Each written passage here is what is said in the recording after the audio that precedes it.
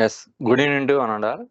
I am Dr. Ramudu Ganji, Coordinator, Aditya Learning Academy, and it is my pleasure to welcome you to the online certificate course on Design of Solar Power Systems organized by ALA in association with the Department of Electrical and Electronics Engineering, Aditya University, Sorampal. I would like to give a brief introduction about our university. So, Aditya University is a place where students can grow academically and personally. Here, education is not just about earning a degree, it is about discovering your potential and preparing for a meaningful future. With students from over 20 countries, the campus is diverse and lively community that encourages new ideas and teamwork. This international environment helps students get ready for career worldwide. At Aditya University, you will gain the skills to make a real difference. I would like to give a brief introduction about Aditya Learning Academy, a center for teaching and learning at Aditya University under the name Aditya Learning Academy is established to advancing teaching and learning through specialized certificate course. As of now, Allah successfully completed 3 online certificate courses such as Fundamental of Quantum Computing. So this is one of the programs scheduled 23/7/2025 to 29/7/2025. So in that the number of participants are 90. And second program is AI tools for education and research. It was scheduled 18/8/2025 to 22/8/2025. So in that the number of participants are 138. And third one is harnessing the sun. It was scheduled 8/9/2025 to 13/9/2025. In that, the number of participants are 98. So all these programs had received huge number of registrations. These courses reflect our commitment to providing high quality and in demanding skill training. So today we are going to begin exciting journey where you will explore design of solar power systems of electrical and electronics engineering and development valuable skills to enhance your professional and personal growth. So total 170 participants have been registered. Over the next 5 days, you will engage with our expertise resource persons to gain insight into field of solar systems. Our course is designed to provide you with a comprehensive understanding and importance of photovoltaic systems and what are the methods are in the MPPT techniques and how the estimation of solar radiations and also some soft computing methods are there for enhancing the performance and reliability of solar PV systems. Our program resource persons are Dr. B. Rajani Madam, having 15 years of experience in teaching field and 3 years of experience in research. She published 30 journals, out of which 9 SCA journals and 21 Scopus indexed journals, and 8 conferences. And second research person, Dr. K.K. Pawan sir, having 7 years of experience in teaching field and 5 years in research. He published 6 SCA journals and 3 conferences. And third person, Dr. N. Rambabu sir, having 4 years of experience in teaching and 5 years of experience in research field. He published 90 SCI journals and 45 conferences. Finally, I request Dr. B. Rajani Madam, today resource person, for this online certificate course to take over this session. Thank you.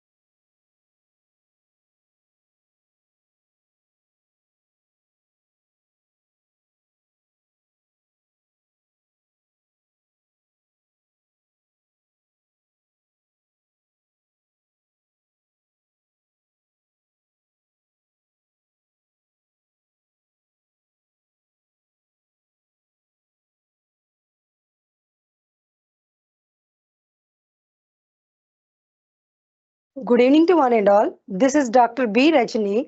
Welcome you all for the Design of Solar Power Systems online certification course. And I welcome you all for this orientation online certification course of this. And first of all, I would like to thank Dr. M. Srinivas Reddy sir, Professor and Deputy Pro Chancellor, and Dr. M. B. Srinivas, Professor and Vice Chancellor, and Dr. Sripad Ramastri Madam, Professor and Pro VC Academics, Dr. A. Ramesh sir, Professor and Pro VC Engineering and Sciences. And I would like to thank for my HOD, Dr. V. Srinivas Rao sir, for encouraging me to do this program as a resource person. And today's resource person, that is me, Dr. B. Rajani. And later on 14, 15, 16th, my friend Dr. K. K. Pavan will going to tell you about the modeling of solar PV and maximum power extraction methods of solar PV and estimation of solar radiation.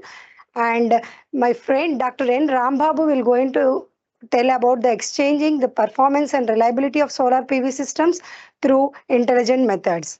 Before going to the session, I would like to introduce myself. I had published Scopus overall 30 international peer-reviewed journals, out of which 21 are Scopus and 9 are SCI. I have published national conference of 4 and international conferences of 4, and I have a books of 3. 3 books I have published and book chapters of around 3. I have guided 25 BTech students and MTech students of 15 and a PhD of 1 students I am guiding now. I have a work experience of 18 years, and I have studied my PhD from SV University Tirupati. I studied my MTech Power Systems and Automation from Andhra University Vishakhapatnam.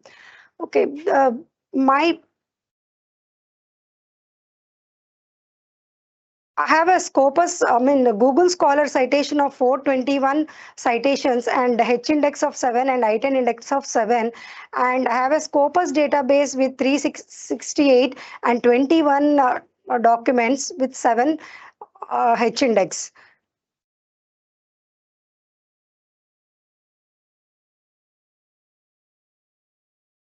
Organization of the presentation is as follows. The first one is of the introduction about the solar PV systems, and then the basics of solar energy, uh, basics of the solar thermal electrical systems, and basic types of solar cell, photovoltaic system design processing, and solar cell construction and working principle of the PV cell, and equivalent circuit of an ideal practical solar cell.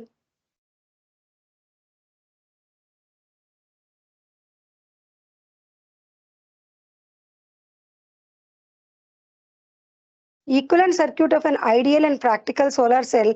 And the next part is IV and PV characteristics of the photovoltaic cells and the solar cell parameters and the effect of temperature and, and insolation on solar cell parameters. The design of solar power systems involve the systematic process of converting sunlight into the usable electrical energy efficiently and reliability. It begins with assessing the energy requirements of the site and analyzing the variable solar radiation. Before going to the introduction part, let me tell you what is the basic objective of my presentation is for proper designing ensures cost effective performance stability and long-term sustainability of the solar power system, making it as a key step in harvesting renewable energy for residential, commercial, and industrial applications. So the solar energy basics is a fundamental unit of photovoltaic in construction and how it generates electrical energy, how it has been divided into different types of semiconductors, and all that will be going to discuss on this session. Okay, the based on this, coming to the introduction part of it, the the appropriate system components such as photovoltaic panel, inverters, batteries, and controllers are selected. The design also include the calculating the optimal panel orientation, tilt angle, and wiring configurations to achieve the maximum energy yield.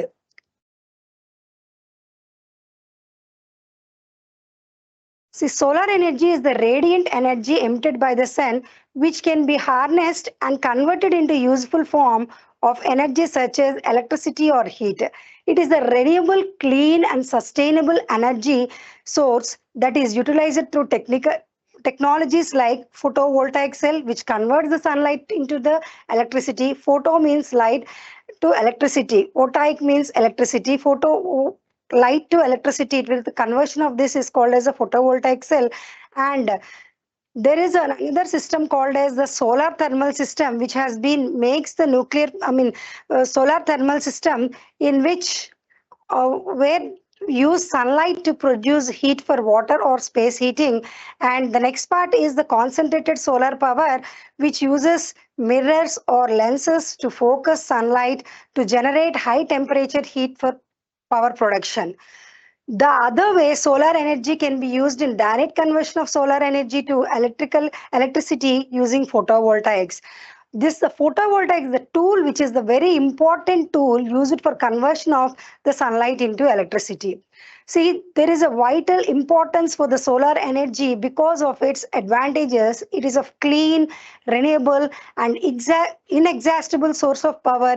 It helps reducing greenhouse gas emissions, reducing dependency on fossil fuels like coal and all that, lower electricity cost. Solar power supports energy security, promotes economic growth through job creation, and enables electrification on remote areas, making it essential for sustainable and eco-friendly future. This is all about the vital importance of the solar energy. Because of it, the government is encouraging to use the solar energy in our household appliances and all this, and also giving the subsidies for for the generation of this. How solar power works? Sunlight strikes panels, photovoltaic cell observes sunlight, it electrons gets excited, the sunlight frees electrons creating current, and this is the DC current which converts to the AC by means of the inverter, change DC to the usable AC power, and in turn it is giving to the homes for the grids, electrical power buildings, and then goes to the grid if there is an excess amount of energy. Solar energy utilization circle. Coming to the solar energy utilization circle, the sun will the solar panel captures all the sunlight, and then it converts the energy conversion to the sunlight into electricity, and the control energy flow manage the electric flow, and then the solar energy stored in the batteries, the excess energy will be given to that of the excess solar energy will be stored in the batteries, and it convert to the AC. The batteries stores the energy in the form of DC, so it converts to AC.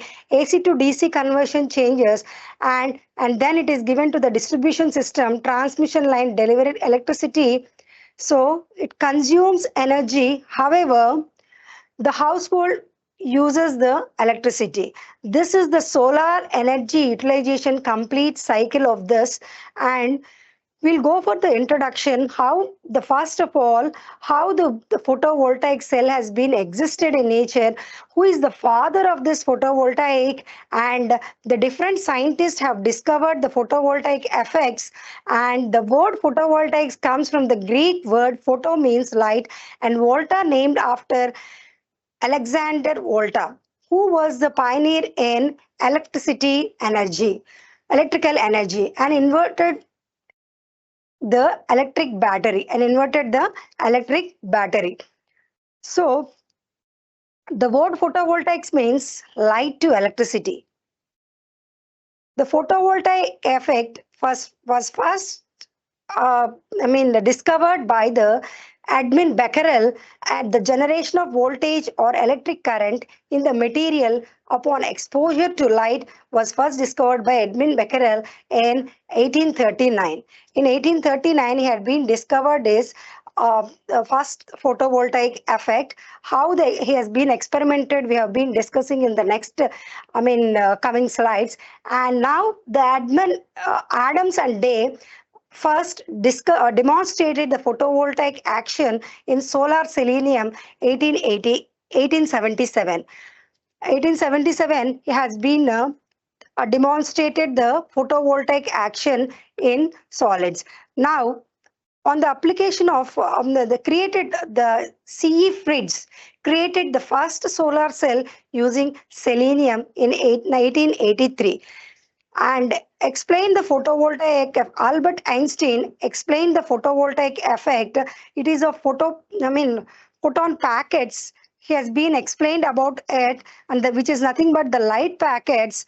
Light does not consist as the light does not consist of continuous wave, but is made a very small packet called photons, which carry energy. According to him, he won a Nobel Prize in 1921. Now, this Edmund Becquerel, as a father of photovoltaic, he has been observed that and has been recorded his observations, and he observed the electric current would be produced whenever the light strikes this silver chloride and silver bromide electrodes are being presented in it, and which it consists of a container painted with the black, so it grabs light where it consists of acidic solution, and the two electrodes have been placed inside it, which are coated with silver chloride and silver bromide. Placed a thin membrane in between between and connected the external circuit to the two electrodes. He has shown that whenever the light is concentrating on this acidic solution, now the blue ultraviolet sunlight has been concentrated on this acidic solution, and through the placed a thin membrane in between and connected the external circuit to the two electrodes. He shone light on the electrodes. He found it that current flowing through the external circuit on the application of this light. This foundation discovered led to the development of photovoltaic theory. Now, later on in 1877, Edmund and Day has worked out on selenium photovoltaic cell. He made a selenium photovoltaic cell, which is the blue one, which is showing in this diagram. Blue on, there will be a platinum electrodes will be placed over here. These are the two electrodes are presented over here. On both the sides have been attached and enclosed in the tube. And the tube, which is consists of a selenium tube, the light was incidented on the selenium tube, and he observed the current was flowing into he has been observed that the flowing the electrodes and the external circuit. See, this is the glass tube. Inside that of the glass tube, the selenium photovoltaic cell has been placed, and the two electrodes are connected to it. This electrodes are made up of platinum electrodes. When the light is concentrated through the on the glass, which is closed with the selenium, the glass which is closed with the selenium photovoltaic cell one, and it has been observed that the current was flowing through the electrode on the external circuit. This was done by the selenium photovoltaic, the Edmund and Day has done this. Next, the first thin film selenium solar cell was Fritz CE 1883. He has published one journal on the selenium photovoltaic cell as in an American Journal of Sciences in the volume 26, page number 465. In the year 1883, it consists of metal substrate brass and a 25 micro selenium, and with selenium layer will be placed on that metal substrate brass, and a thin gold plated gold leaf has been placed on it, and for the support he has been placed two contacts on either of the side of it, and light is made to flow incident on the selenium through the semi-transparent metal, there was electric current flowing through the contacts through the external circuit. This has been done by the Fritz CE in the year 1883.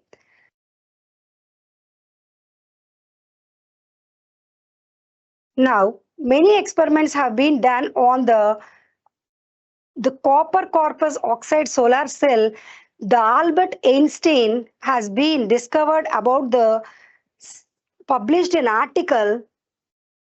He has been published an article in the NLM Physics. There he explained the concept of photon packets.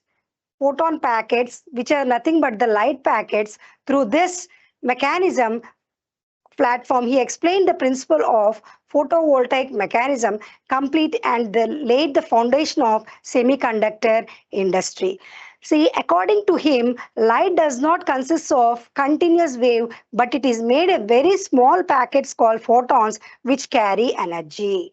This is about the he has awarded with the Nobel Prize also because for this, for his work and his work observation. And in 1933, Grandel Elvo published numerous papers, out of which cuprous oxide rectifier and photoelectric cell in the review of modern physics in 1932 to 1933 is a great fetch in detailed manufacturing process of photovoltaic of the solar cell. So this cuprous oxide solar photovoltaic cell become popular because of its low cost production.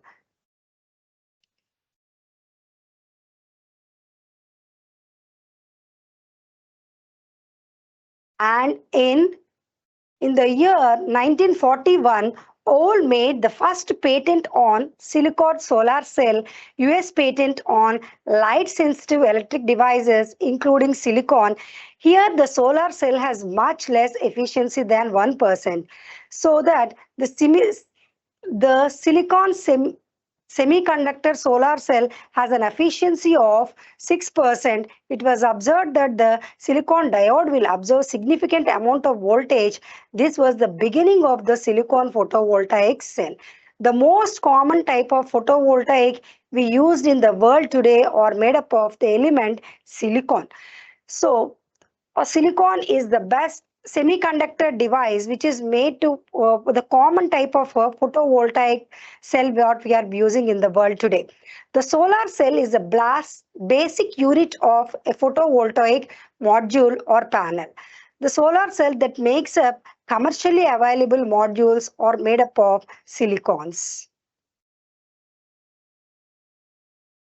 Now coming to the topics which are nothing but, and after the invention of all these scientists, this the importance of the photovoltaic has firstly came to know, and the solar energy, how it has been really generated free from non-polluted source of energy, and the solar energy receives in the form of radiation, how can be converted directly or indirectly into the other forms of energy such as light and as well as a heat.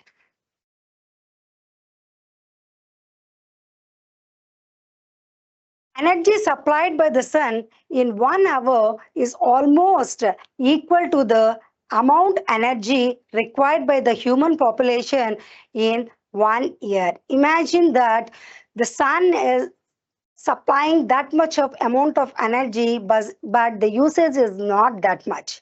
So the solar energy is originated as a result of thermonucleic reaction.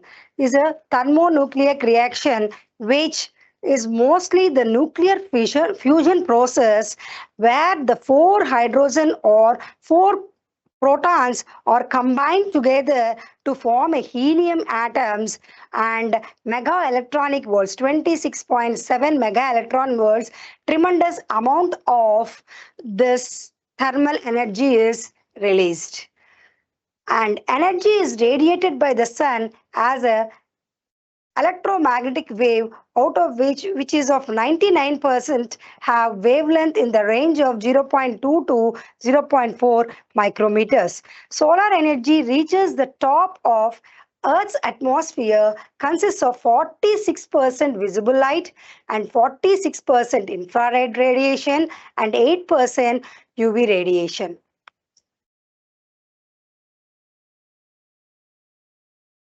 Out of the sun is estimated to be 2.8 into 10 to the power of 23 kilowatts. Energy reaching the earth is about 1.5 into 10 to the power of 18 kilowatt hour per hour. Remaining all the solar radiation have not been absorbed or scattered and reaches directly from the sun is called as direct radiation. Solar radiation from the sun after its direction has been changed by reflection and scattering by atmosphere is called as diffused radiation. The total solar radiation of the point of Earth's surface is equals to the beam radiation, which is nothing but the direct radiation, and plus diffused radiation. The sun of beam radiation and diffused radiation is combinedly called together as a global radiation. Before going to in depth of this topic, let us know the important definitions of this uh, photovoltaic, which are the importance which come under the photovoltaic effects of all that regarding the solar irradiation. So, insulation. What do you mean by insulation? See, insulation is nothing but the total solar the radiation received on the horizontal surface of unit area on the ground in unit time, that is on one day, that is called as insolation. And coming to the next one, which is nothing but the irradiance. It is the measure of power density of sunlight in watt per meter square received at the location on the earth. Next one, which is very, very important, irradiation. It is the measure of energy density of sunlight in kilowatt hour per meter square. As we all know that the solar energy basics ultimate renewable source of energy, solar energy is receives in the earth in the form of radiation, can be harvested mainly in two different waves. That is, one is nothing but the solar thermal energy and second one is nothing but the solar electrical energy.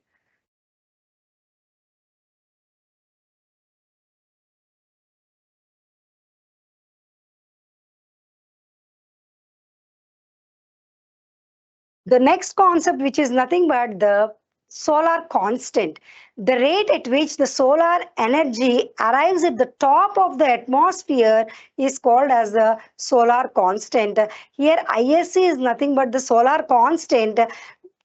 It is defined as the energy received from the sun per unit time on the unit surface area, which is perpendicular sun, which is perpendicular to the sun's direction at the mean distance of the earth from the sun.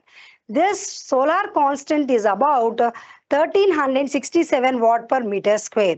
As the sun distance and activity varies throughout the as the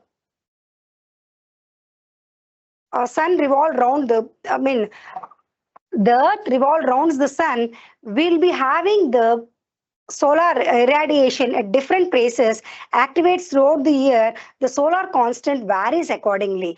It is an elliptical manner, so at the diameter of it, it is of small, and when compared to that of the ends of it, it may be more. So thus the sun's distance and activity varies throughout the year. The solar constant thus varies accordingly. Thus this solar constant, which is equal to the 1367 watt per meter square, is just an average value. It is the actual value varies up to 3% in either direction. The terrestrial radiations is given by this formula, which is nothing but I ext is equals to ISC, which is nothing but the solar constant 1 plus into 1 plus 0.033 cos of 360n by 365 days. See, for an year, we have a 365 days and n represents the number of days of a year. Let us suppose if it is of January 2nd, it is of the second day of the year, we have to multiply this with the 2. 360 into 2 by 365, if at all we do, we'll be getting this term. And coming to the tilt angle, the earth axis of rotation is tilted by an angle of, see here, if we observe the diagram, this is the horizontal representation and this is the orbital plane, whatever we are having. The tilt of a rotation of the angle by 23.5 degrees from the vertical direction is called as the tilt angle. The gravitational pulse on the moon prevents it from shifting by more than a degree. As the earth rotation of the earth is being here in the diagram. And now coming to the declination angle.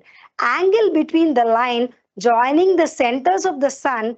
See, this is the sun and this is the earth, and the equator is placed in between of it and the earth. The angle between the line joining the centers from the sun to the earth and its projection on the equator, equatorial plane. This is the equatorial plane, the projection. The angle between these lines from the sun to earth to this projection of the line is called as the declination angle, which are also called as angle of declination.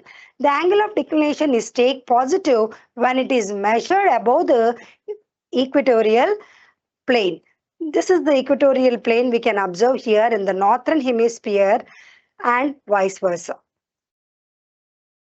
See, this is the latitudes and parallels. Horizontal lines, we can observe the diagram. Here, there will be many horizontal lines. In the middle, there will be an equator present in it. And this horizontal line, the middle horizontal line is nothing but the equator. And the middle vertical line is nothing but the prime meridian.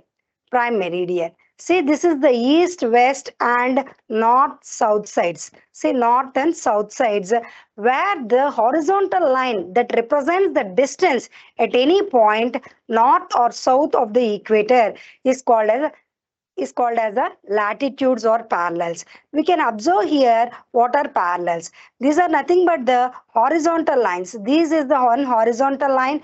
Above the equator, we are having so many horizontal lines are there, and the horizontal lines that represents the distance at any point north to south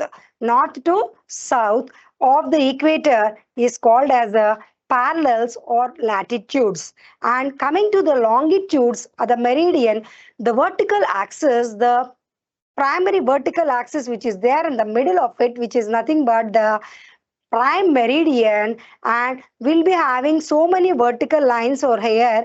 These are all vertical lines. See, the vertical lines indicating the distance of any points east or west of the prime meridian is called as a longitudinal or meridian.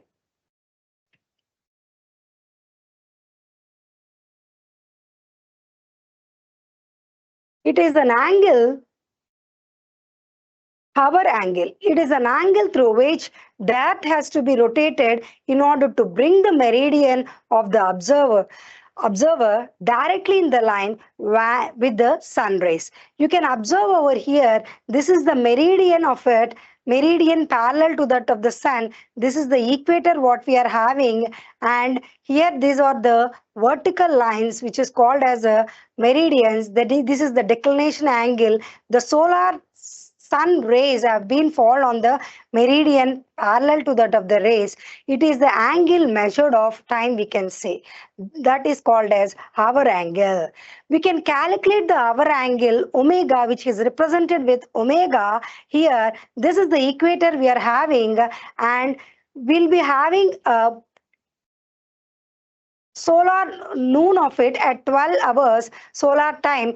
It is an afternoon and forenoon sessions we'll be having. At if you want to calculate this hour angle at the morning 9, it seems morning 9 at the forenoon 9 a.m. we'll be having its well, if at all we substitute in this formula, omega is equals to solar time minus 12 into 15 degrees, we'll be getting the omega hour angle. See, the morning 9 is 9 minus 12 gives you the minus 3 into 15. That will gives you this hour angle, which is of negative minus 45 degrees. See, at the middle of it, the solar noon, at the solar noon, this hour angle is equal to the 0. 1 hour corresponds to the 15 degrees of Earth's rotation and 360 degrees in 24 hours. If at all, if it is taking 15 degrees for 1 hour, now for 360 degrees, it is of 24 hours. Hour angle omega is equivalent to 15 degrees per hour. We can calculate omega with the formula of solar time minus 12 into 15 degrees. Now coming to the next one, which is nothing but angle of inclination. It is the angle between sun's rays and its projection on horizontal surface. If you observe the diagram, see alpha is equals to 0 at sunshine and sunset. See, this is the angle between the sun rays and its projection on the horizontal surface, which is nothing but the alpha. It is called as altitude angle. And zenith angle theta z, it is the angle between the sun's rays. Here we can see that the sun's rays, the yellow color, which is nothing but the sun's rays, and normal to the horizontal plane, which is normal to the horizontal plane, and zenith angle is the complement of angle of inclination, that is alpha plus theta z is equals to 90 degrees. Both these angles will combine together to give a 90 degrees. Solar azimuth angle. Solar azimuth angle. It is the angle on the horizontal plane between the line due south and the projection of the sun rays on the horizontal plane. It is considered as positive when measured from south towards west. This is given in the figure like this is the gamma s, which is nothing but the solar azimuth angle, and tilt or solar angle. Because of this tilt angle, see, there is a very important concept which is nothing but the tilt angle.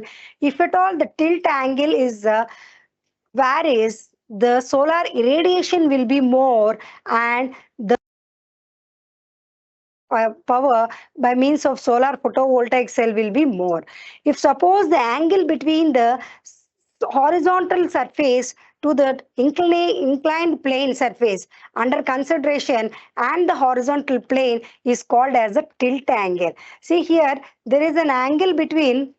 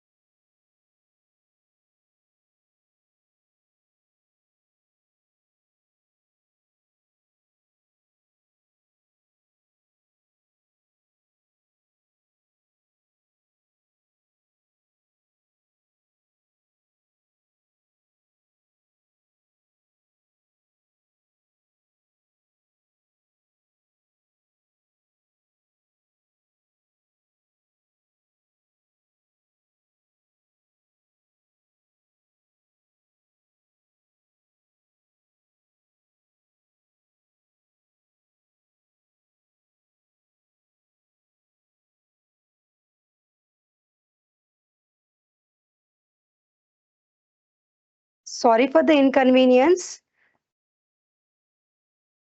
As the solar noon, the sun ray is in line with the local meridian or longitude, the hour angle at which instant is 0. The 1 hour corresponds to 15 degrees of Earth rotation, 360 degrees in 24 hours. See, for 1 hour, if it is of 15 degrees, for 360 degrees, it is of 24 hours. The hour angle is given by the formula omega is equals to solar time minus 12 into 15.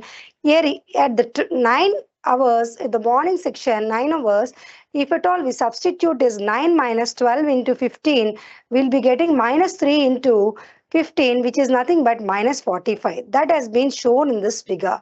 See, at the 12 noon, we'll be having the omega is equals to 0.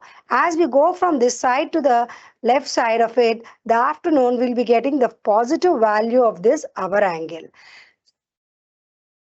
Next, coming to the angle of zenith alpha. It is the angle between sun's rays and its projection on horizontal surface. Alpha equal to 0 at sunset and sunrise. It is also known as latitude angle.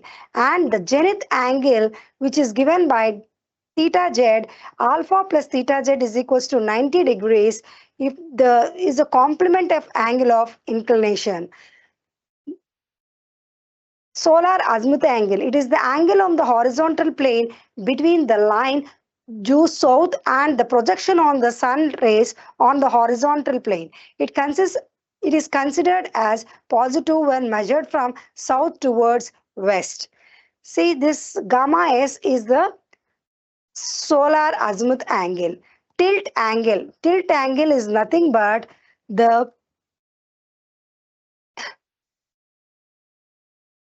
angle between the horizontal line and as well as from the inclination plane surface under consideration and the horizontal plane.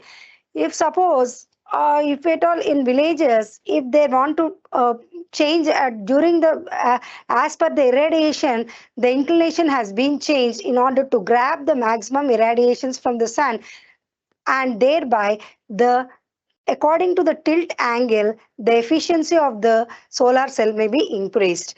It is considered as positive for surfaces sloping towards south. Angle of incidence is the theta. It is the angle between sun's rays and the normal to its inclined surface. For horizontal surface, beta is equals to 0 and angle of incidence is equals to azimuth angle. Now coming to the next, which is nothing but there are uh, mm, different types of solar thermal electrical systems, and which we know that electrical energy can be obtained from solar energy by two different methods. One is by thermal energy of solar radiation is utilized, it is being converted into electrical energy, and the second method is of solar energy can be directly converted to electrical energy by photovoltaic panels. So here we want to discuss the first method, which is nothing but the thermal energy of solar. So systems that utilizes the thermal energy of solar energy will be extracted, and this thermal energy can be converted into electrical energy or mechanical energy.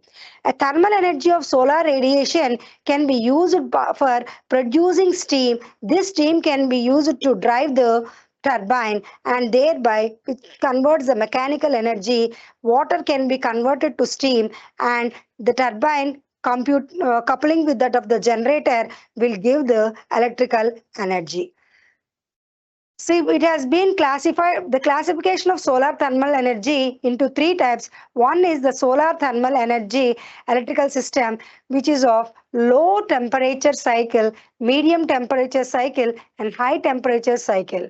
See, this a low temperature cycle is of maximum temperature is of 100 degrees centigrade. The applications is of use flat plate collectors. And in medium temperature cycles, the temperature between 150 degrees to 300 degrees centigrade uses parabolic through collectors. This is the example for it. And high temperature cycles, the temperature above 300 degrees centigrade using central tower receiving collectors. The collectors solar energy, they can be converted into electrical energy is called as collection efficiency. Low thermal is of range of 60 to 100 degrees centigrade. Collection energy is of 30 to 50%. Some lower the boiling point of water is of 100. So low boiling point organic. So the solar ponds will need the organic fluid should be used as a working fluid in order to have it. Low temperature system. Vapor can be used for driving turbines which produces power sufficient for lighting a group of houses or for irrigational purposes. See, medium temperature systems parabolic through collectors in order to collect the direct radiation. The collector should track the sun thin can be done by chain drive or jack shaft. And the high temperature system central tower receives collectors. Now coming to the next topic, which is nothing but the basic types of solar cell. There are three types of solar cell we'll be having. One is the monocrystalline, second one is the polycrystalline, and the third one is the thin film. Based on the importance of and its advantages, we'll be using in different applications. Different types of solar cell have been utilized, and monocrystalline is the one of the solar cell which has been highly efficient, where the space is very less and the space saving technique wherever we want to use. Examples in space technologies and all that, will be going to use this monocrystalline. And the polycrystalline or good balance of cost and efficiency, which is somewhat less when compared to that of the monocrystalline. Monocrystalline has highest efficiency when compared to all the three, and the thin film has a flexible less efficiency. Here this is also because of its thin nature, we'll be using in space technologies and all that. See, the types of photovoltaic cells: monocrystalline silicon solar cell, polycrystalline, multicrystalline silicon solar cell, thin film solar cells have been again divided into amorphous silicon and cadmium telluride and copper indium gallium selenide. These PV cells converts sunlight into directly into electricity using the photovoltaic effect, forming the foundation of modern social means modern solar energy systems.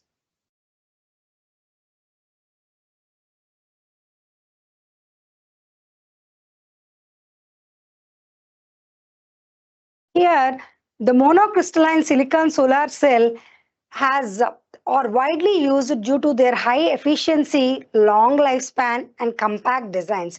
It has been used in the rooftop solar power systems for homes, net metering setups where excess energy is fed back to the grid. This is the net metering system where the solar panels have been tracked. Here the solar ray will fall on the solar panel, and the DC which is generated by this and is converted to the AC by means of inverters, and then it is given to that of the homes, and it is a bidirectional in nature, and whenever we have an excess amount of energy we'll be giving it to the grids, and whenever we need we'll be taking from the grid. It is of here the batteries are not being presented over here. See, this is the commercial and industrial applications. Commercial building roofs, offices, malls, factories, to offset high daytime energy demand, will be using this type of energies in commercial, and monocrystalline solar cell will be using in commercial and industrial applications also. The solar farms for large scale PV plants where space is limited but high efficiency is required. Telecommunication towers and SCADA systems, oil and gas monitoring for flexible off-grid systems will be using this monocrystalline solar cells.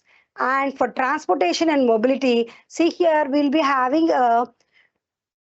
this is the caravans where we are using the solar plates, and solar powered boats have been used, solar powered street lights, electrical vehicle charging stations, and these are all the applications of transportation and mobility per monocrystalline solar cell.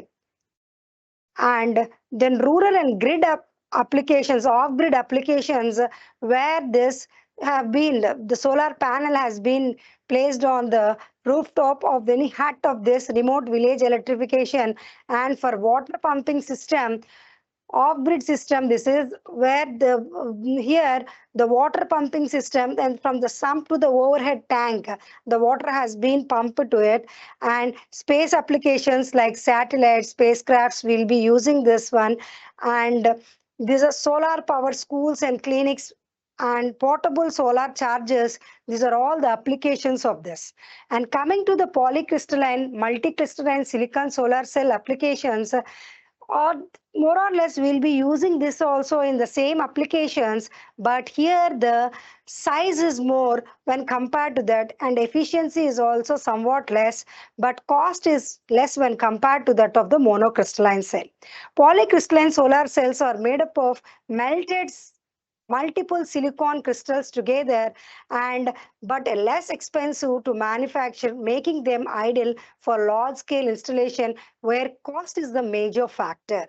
See, this is the representation, this is how the polycrystalline silicon will be, which is also called as multicrystalline. This is of efficiency 15 to 70% only, cheaper than monocrystalline, less energy to produce. And coming to the monocrystalline cell silicon, it is of 15 to 22% efficiency, most expensive silicon to produce, and where it will be used in education and research applications, we'll be using this polycrystalline. Thin film solar cell. As I already told you, this thin film solar cells have been used in space technology because of its manufacturing advantages. It is of thin film. They they used an atmospheric type of silicon instead of one or more crystals. Thus, it is much thinner and more flexible than the two previous types.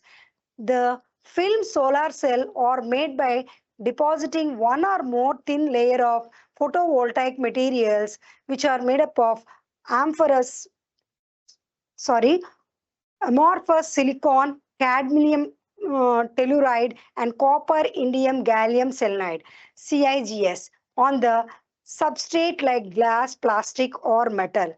They are lightweight, flexible, and low cost through their efficiency is lower than crystalline silicon cell. These properties make them ideal for integrating and portable applications. Wherever the portable applications like space technologies will be using this thin film solar cell, it has been used efficiently there. Now, what is a solar array? The solar array is nothing but a single PV cells which are combined together. PV cells, one single PV cell produces an around of 0.5 voltage, and the combination of the series and parallel connections of the cells which is formed together to have a module over here. Here the module efficiency is less when compared to that of the cell efficiency. Why? Because in the cell, every part of the cell will be exposed to the lights, but the rims in the solar cell when are connected in series and parallel combination, all the part is not efficiently utilized, so the efficiency of the module is less when compared to that of the efficiency of the cell. The combination of series and parallel connection cells increases the current and voltage values to a usable range. This modules, the arrangement of group of modules to form an array. This is the series strip in which we have produced 4 volts of voltage, and which each strip will have each cell will produce of about 0.5 volts, and the combination of the 4 volts in series and in parallel with that, they'll be giving the voltage of 4 volts in turn. This is the series string, and this is the module or a panel, we can say rather. Group of modules or panels which are given combined together to form an array. Here this array gives the 16 volts. Now coming to the solar cell. Now, this is the solar cell in which it consists of bus bars, Here the bus bars have been placed and cell fingers will be placed over here. Here you can observe in this, the top negative side of the cell is connected back to the side of the next cell through copper strips. They'll be connected in series with the another cell. Okay, this is the finger here, and these are the two bus bars what we are having. Bus bars are the thicker metallic lines that collects the current from that collects the current from the fingers, finer fingers, and transfer it to the external connection. That is the main the job of this bus bar. The fingers are the thin metallic grid lines that collect charge carriers electrons from the cell surface and direct them to the bus bars. And then the bus bars of the thicker metallic lines collects this current from the fingers and transfer to the external connection. Thereby the electric current is made to flow. After passing through the fingers, the electron gets collected in bus bars. The fingers finally collects currents locally with minimal shading, and the bus bar transports the collected current efficiently. This is the main job of the finger and the bus bars in the solar cell. Now, the top side of the cell is connected to the back side of the next cell. This is one solar cell and this is another solar cell. The top negative side of the cell is connected to the back side of the next cell through copper strip. This is called as the series combination, series connected cells, and these series connected cells again connected to the cells parallel to the another cells. Series, you will get the solar panel. This combined together is a solar panel. Now, the series cells interconnection. See here, just like for seeing it, the solar cell would be looking like this. But there are many layers are formed inside that of the solar cell, in which the first one is the frame which is constructed over the top of it, and the tempered glass will be placed at bottom to that of the frame, and that ethylene vinyl acetate is one of the material which is placed over here, and then the cell will be placed, and the both sides of the cell will be placing the ethylene vinyl acetate, and the back sheet will be placed at the bottom, to which the junction box has been connected. This is how the solar cell interconnections would be. One of them is the layer of cells. These are the, you can be amazed to see how these PV cells are interconnected. See, these PV cells are interconnected like this, and this is the solar array what we are having. This is the solar module what we are having. The layer of EVA sheeting on both the sides of the is protected them from shocks. What for this EVA, ethylene vinyl acetate, is to protect from the electric shocks, vibrations, and humidity and dirty. Okay, dirt we can say rather. Photovoltaic system design process. How this silicon crystal have been produced by using the sand, which is one of the most abundant the thing which is available in nature. In the last 2 decades, the contribution of the solar energy to the world's total energy supply has grown significantly. How solar cell or photovoltaic cell produced electricity, the sand has been converted to 99.99% of pure silicon crystal to use in solar cell. See here, the sand plus carbon has been melted at, has been as here it is at 22,000 degrees centigrade. It has been combined together to form a raw silicon. This silicon has been used in the silicon, I mean, for each solar cell, this silicon conduit, which is nothing but 99.99% of the silicon, has been made by means of the by purification of this sand combined with carbon and heated at 2000 degrees centigrade. We'll be getting the raw silicon. This silicon will be used as the tool, the important tool for the photovoltaic effects. See, the raw silicon gets converted into the gaseous silicon compound form, then mixed with the hydrogen to get the highly purified polycrystalline silicon. As we have discussed earlier that monocrystalline, polycrystalline and thin film crystallines have been used in the different types of solar cells, and here the polycrystalline has been done by silicon gets converted into the gaseous silicon compound mixed with the hydrogen to get the highly purified polycrystalline silicon. This has been made into the silicon ingots. The tube-like things are reshaped and converted into very thin slices like a wafers. We can observe this in the diagram. The silicon vapors is the heart of the photovoltaic cell. This silicon vapor is the heart of the photovoltaic cell, we can say rather. Solar photovoltaic system which converts solar energy directly into the electrical energy by means of photovoltaic effect. What do you mean by the photovoltaic effect?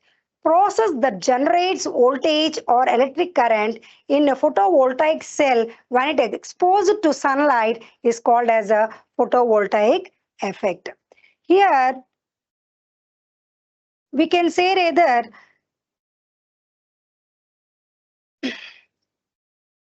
the solar cell construction and working. Coming to the solar cell construction and working, solar cell is the fundamental unit of the photovoltaic system. It's constructed, and how to generate electrical energy from this we'll be going to see now. There are different types of semiconductors. One is the pure semiconductor and another one is impure semiconductors. Pure semiconductors is also called as intrinsic semiconductors, and the impure semiconductors or the semiconductors which have impurities are called as extrinsic semiconductors. It can be neither. These extrinsic impurities may be either p-type impurity or n-type impurity. If we consider the n-type semiconductor, there are free electrons that are present in the valency band in the outermost shell of the atom. They are valency electrons. So if these electrons has to become conduct, we have to supply energy. The electrons have to excite from valency band to conduction band. In solar cell, there are semiconductors. The solar cell is basically we have a solar cell which is basically a PN junction diode. Here the PN junction diode is placed. P-type semiconductors and N-type semiconductors, we have to make a PN junction using two semiconductors. This is the junction of where the P-type and N-type materials are combined together. See, the PV cells are made up of semiconductors that generate electricity when it's absorbed by light. As the silicon crystal, which is having a consists of single crystal of silicon diffusion with doping materials to form p-type and n-type semiconductors. As we all know that the silicon has the valency electrons.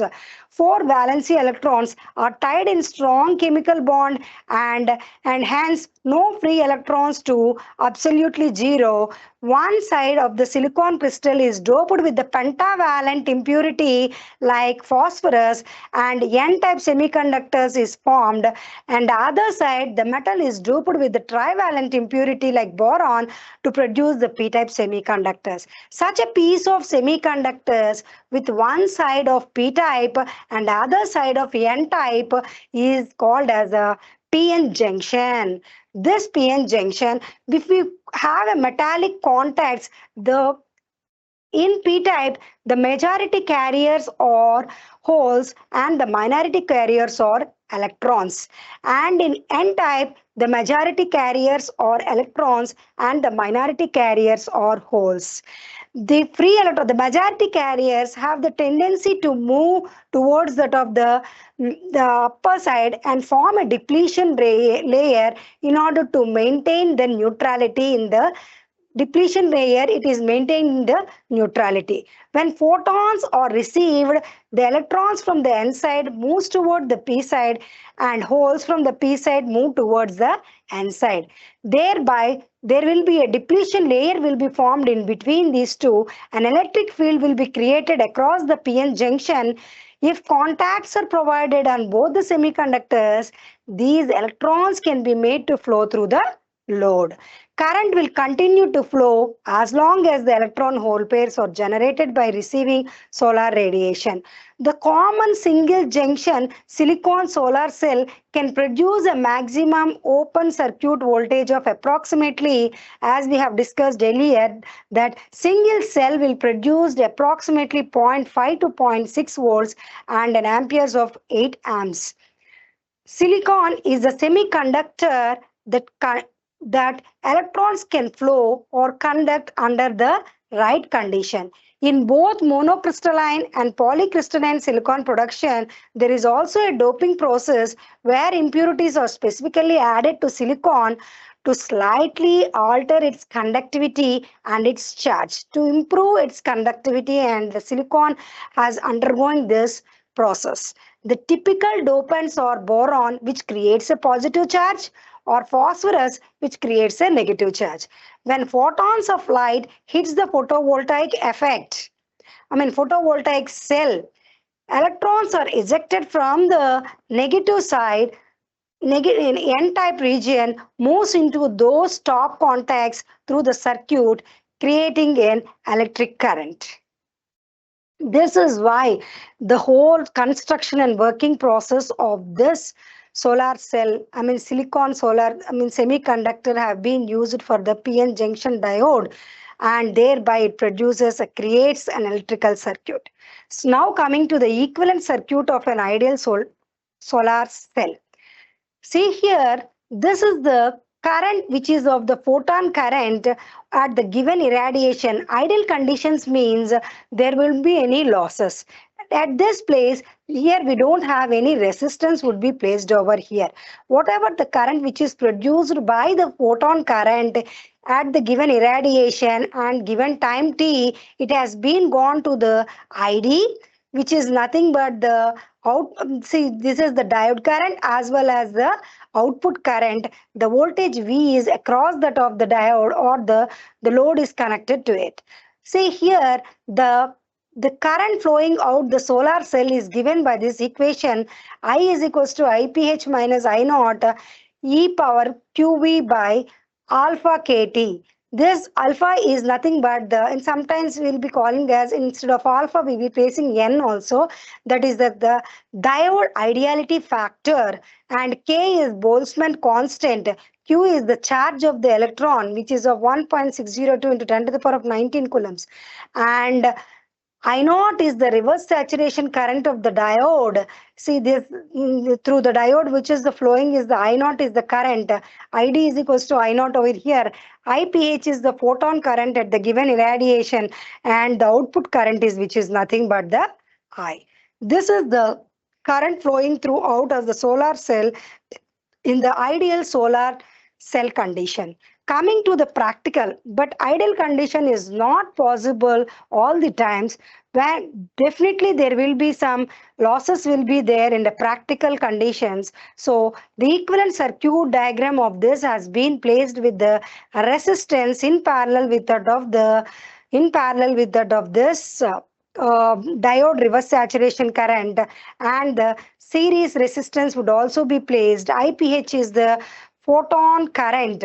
A practical solar cell comprises of parasitic resistance, series resistance due to the combined resistance of contacts, metal grids, and P and N layer. This is because of this, the series resistance will be placed, and the shunt resistance due to the leakage currents through PN junction. In order to measure the shunt resistance due to the leakage currents through the PN junction diode, we have been placed the shunt resistance.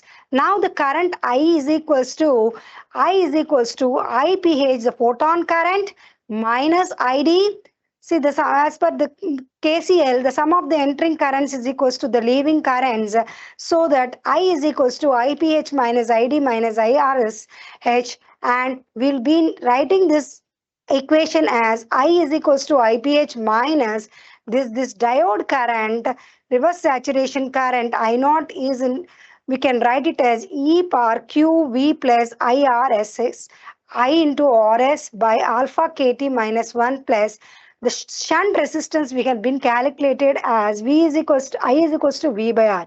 How the V would be calculated? V plus the voltage across the load plus the voltage across the I into SH by I into RS by RSH. This is how the current would be.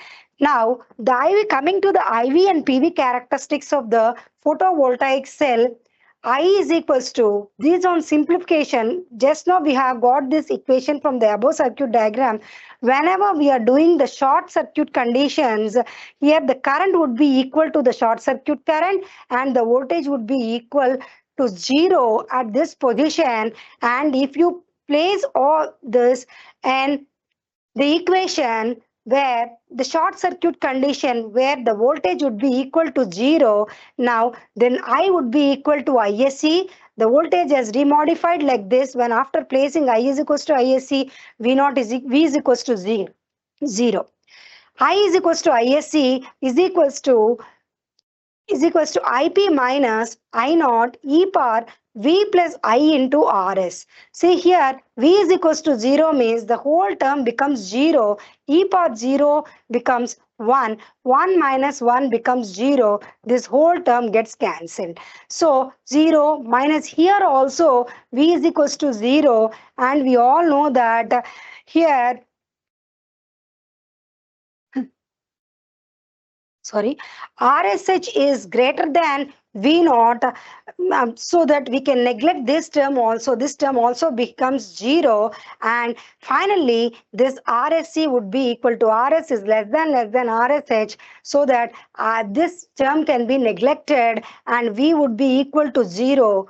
Here, because of its short circuit condition, this RS is less than RHS, so we can neglect that, so that the IP current, the I phase current, the photon current would be directly proportional to the solar power. So this solar power would called insolation, which is the incident solar power. So short circuit current would be equal to the photon current. Here, in case of short circuit condition, this photon current is directly proportional to the short circuit current. This ISC is directly proportional to IP, we can say rather. In coming to the open circuit conditions, in open circuit conditions, we know that the current would be equal to 0 and the voltage would be equal to VOC. If at all we substitute this in this equation, the voltage becomes VOC and the current would be equal to 0. This I into RSH becomes 0, and then it becomes Q into VOC by N into KT. Instead of N, you can place alpha also. So this is the minus 1, which gives these on simplification, we'll be giving that VOC is equals to N into KT by Q logarithm of ln of IP by I naught plus 1. That means in short open circuit condition, the voltage would be equal to the logarithmic manner. If the incident solar power changes the variation, the VOC here will be in the logarithmic manner. We can infer this from this circuit diagram. Okay.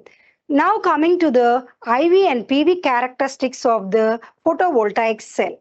See, let us suppose we have taken the circuits of short circuit current and the open circuit voltage. Here the open circuit and the short circuit conditions we have been taken. Here we have inferred from the above two equations that the in short circuit conditions, IPH is directly proportional to the short circuit current. So it is increasing linearly. But in case of this, when coming to the open circuit condition at V is equals to, see here, short circuit condition, the current would be maximum and the voltage would be equal to 0.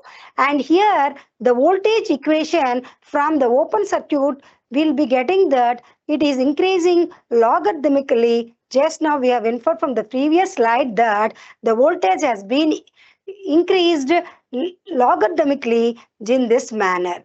That means the current has been increased linearly in short circuit and the voltage has been increased and logarithmically when it is an open circuit. See, somewhere at the point, at the beginning of this point, the power, we know that the product of the current into voltage at the starting point of it will be having the ISC short circuit current is maximum over here, but the voltage would be equal to 0. So the power at this starting point is 0. As we go on taking the readings, of it, somewhere at the place where the values of the current and 0 are the current and voltage are non-zero, and it becomes a hill type curve will be produced over here, which produces the maximum power, which is nothing but the P max, which is nothing but the P max power. And the current corresponds to the P max value is called as here if we extend our lines to the if you extend perpendicularly the Pmax value to the IV characteristic curve, then the VMP voltage corresponding to the maximum power as voltage corresponding to this maximum power is called as the V maximum, and the current corresponding to this P maximum is called as the current IMP. This is the point where the maximum power would be generated. See, here is also the power curve, here the maximum power. If we project upwards to the IV characteristics, here we'll be getting the Pmax value and here we'll be getting the Imax, this is the Imax value. There are the three significant points we can observe over here in the IV characteristics of it.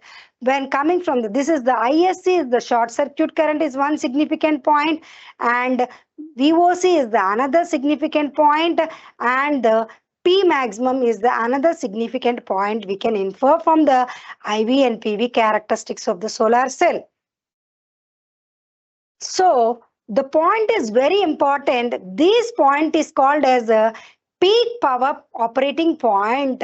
These are the three significant points what we have observed over here. The VM corresponding to voltage corresponding to the maximum power is called as the voltage maximum, and the current corresponding to the maximum power is called as the IMP. So we would like to operate the PV cell at this operating point. This is the point of very important where the choice of selection of the PV cell has been made.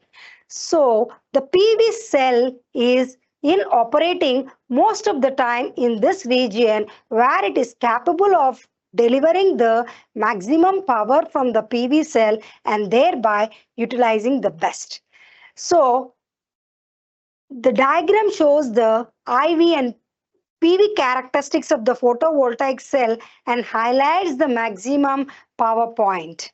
These are the three significant points what we have observed, and at this peak point at operating point is a very important point. This is used for the selection of the photovoltaic cell.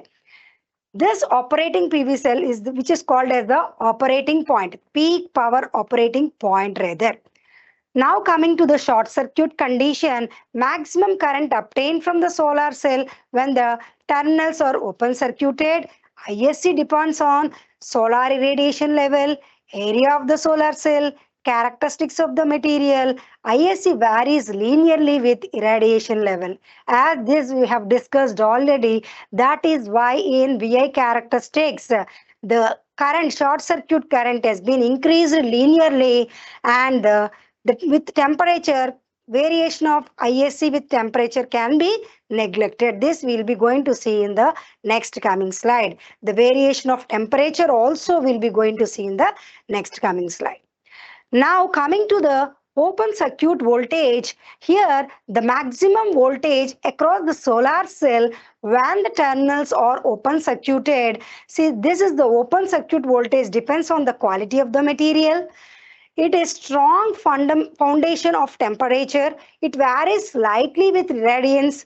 Open circuit voltage is given by the formula. This we have derived already, and from the schematic in equivalent circuit diagram in practical conditions, there we will be getting VOC is equals to VT. Ln of logarithmically it will be going to increase. Then VT is the voltage equivalent of temperature.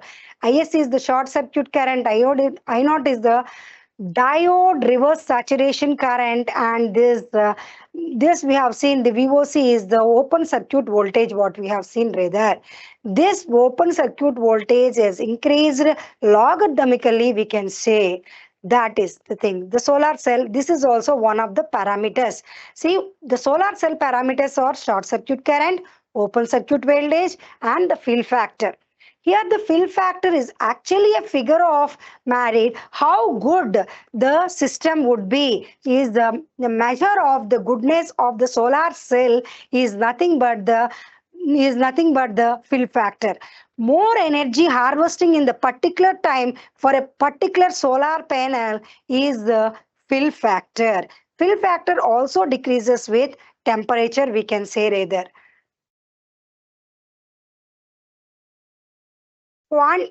Quantifies how square the IV curve is. The fill factor is the ratio of the maximum power generated by the solar cell to the product of this. The fill factor we can define as the maximum power VMP into IMP by short circuit current into open circuit voltage.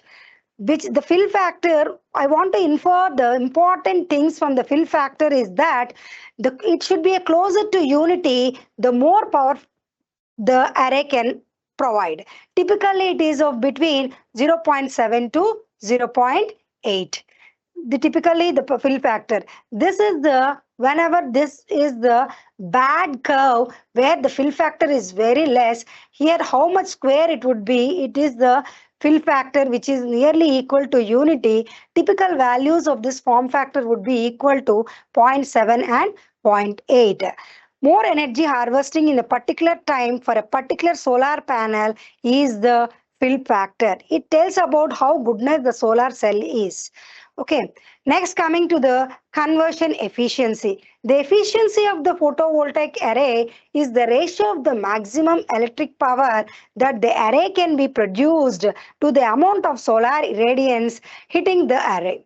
See, the efficiency of a typical solar cell is normally to around 10 to 12% depending upon the type of the cell being used. See, the types of cell, as we have already seen, that the monocrystalline, polycrystalline and thin film cells, accordingly the solar cell efficiency have been increased. And the cell efficiency can also be defined by using these parameters: irradiance in watt per meter square, typically 1000 irradiance per 1000 watt per meter square, and A is the area of the solar cell, which is in meter square. If it are given the open circuit voltage and short circuit current and fill factor, how could you, and G is we can take it as generally 1000 watt per meter square. The area would be equal to 0.01 meter square. If you substitute all these values in the above formula, we'll be getting the 14.4%. This is of about the cell efficiency. Effect of insulation. See, coming to the effect of insulation and isolation on solar cell, here this whenever the irradiance increases, the curve does it this is also increases. The IV curve is also being increased. Let us suppose this is the IV curve what we have seen for the irradiance of 400 watt per meter square. For 600 watt per meter square, it is of irradiance like this. What I want to tell you is a spectrum contains of solar radiation and temperature remains unchanged. Both VOC and ISC are increased with increase in insulation. The both can be increased. If the irradiance have been increased from 400 to 600, the both the voltage and as well as the current VOC and ISC have been increased whenever the insulation has been increased. The photo current is directly proportional to the intensity of radiation. Short circuit current is linearly related to the photon current. Increases with the increase in insulation. We can also infer that the corresponding power curve for the respective irradiance of 400 will be like this and 600. That means that the power curve is also increases with the increase in the irradiance, and this is also the current. All the significant parameters like VOC, ISC and Pmax will always be increased with the increase in insulation. That is inferred from this slide. See, open circuit voltage, this we have seen already. From this, the effect of temperature. How would be, after seeing the insulation, we'll be going to the effect of temperature. As we have seen that whenever the temperature increases, this current increases with the increase in the temperature. But the voltage, see here, we can observe here, the current increase, here the temperature has increased from 20 degrees to 40 degrees centigrade. This is the current curve. The current increases, see the increases, first of all, when it is a 20 degrees centigrade, the curve is here. And whenever it is increased to 40 degrees centigrade, the current also increases its magnitude. It too, whenever the current increases when the temperature increases. This we want to infer from this. But the voltage and the power decreases with the increase in the current. We can see that the voltage is, see here, as the temperature is goes on increasing here, the previously the voltage is here up to here, and then the voltage, whenever the temperature increases, the voltage has been reduced by seeing this. This we can infer from this slide.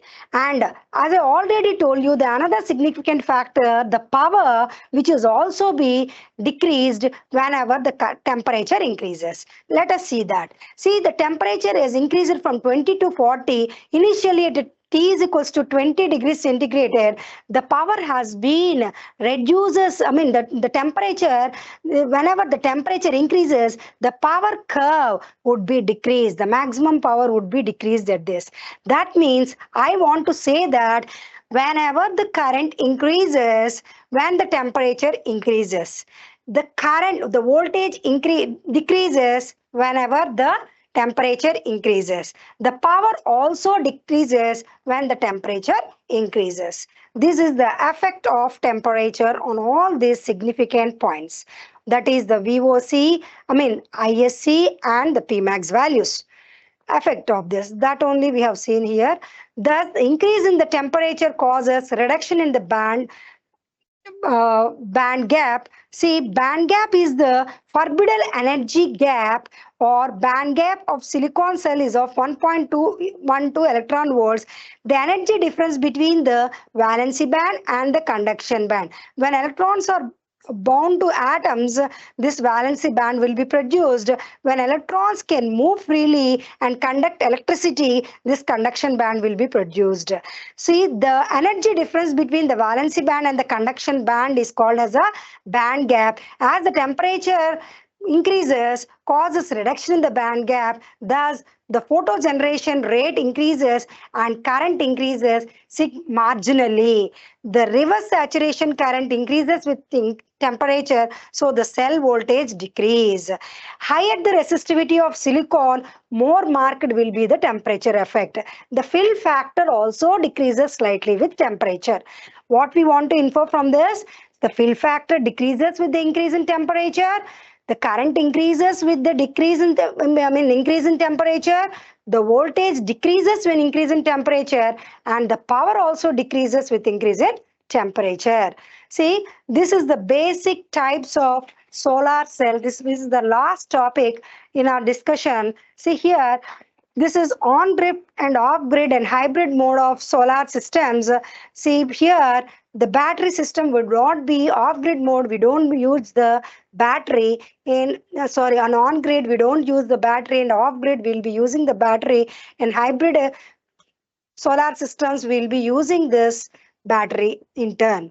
So this on-grid will be using in urban areas and off-grid will be using in remote locations. Both urban and rural areas will be using this hybrid solar system.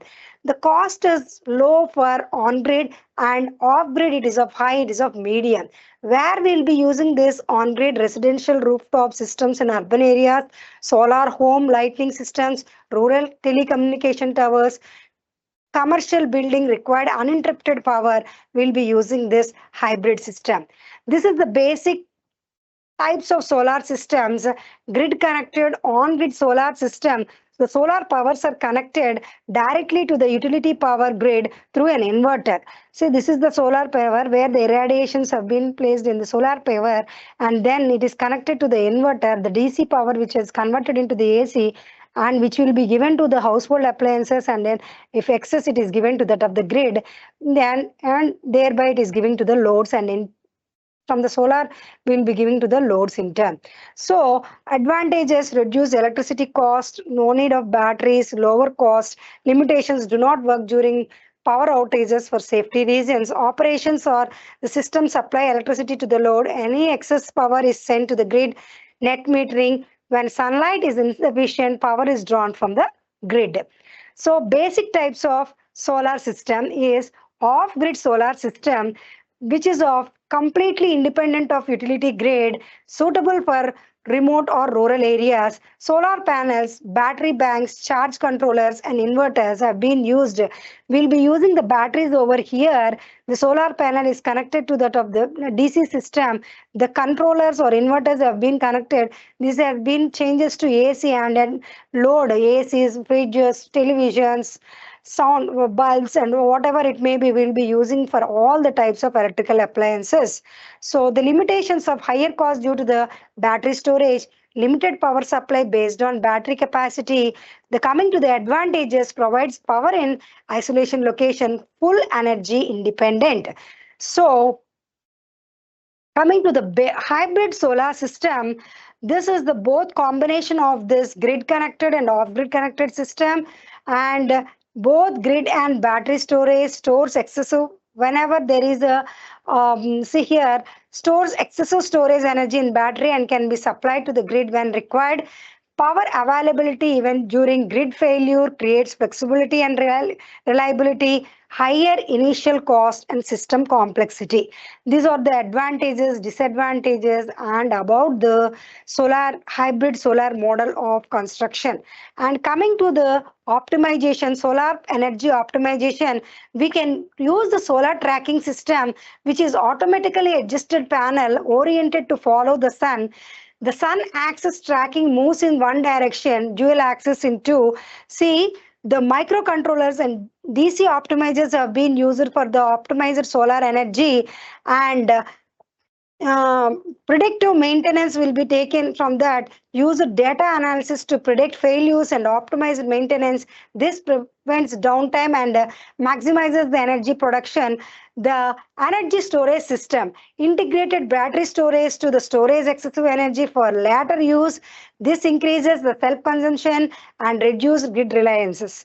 Okay, next, sunlight exposure. This is the solar power energy optimization. This is the tilt angle, adjusting the solar position for optimal exposure of the light and thereby producing the optimal energy. We'll be getting the solar energy optimization. Electrical output, maximize energy generation, ensuring direct sunlight captures. See here, the shading analysis, this azimuth angle, the tilt angle, adjusting the tilt angle based on the latitude and seasonal energy needs. These are the optimizing solar panel system designs based on the wiring configuration, inverter selection, shading analysis, azimuth angle, and the tilt angle. This has been designed and optimized the solar panel system design. Okay, these are the latest topics. If anybody of the research scholars who are doing in this area, you can go through this latest topics of this particular things, so that you have an idea of doing a research in this particular one. This in this solar energy, basics of solar energy power systems, will be having 3,000 around papers are there. I have taken a few of them, the latest papers, and through this, if anybody wants to do a research in this, you can take over. Thank you, one and all.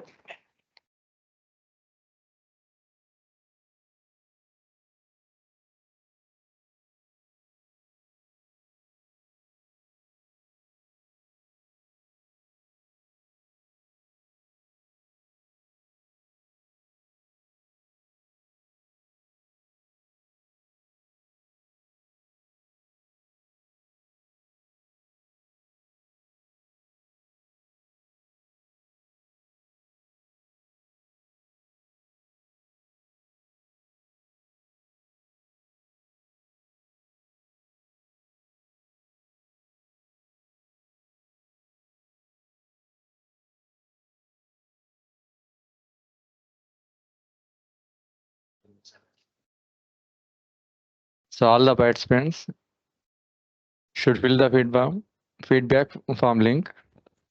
It is mandatory.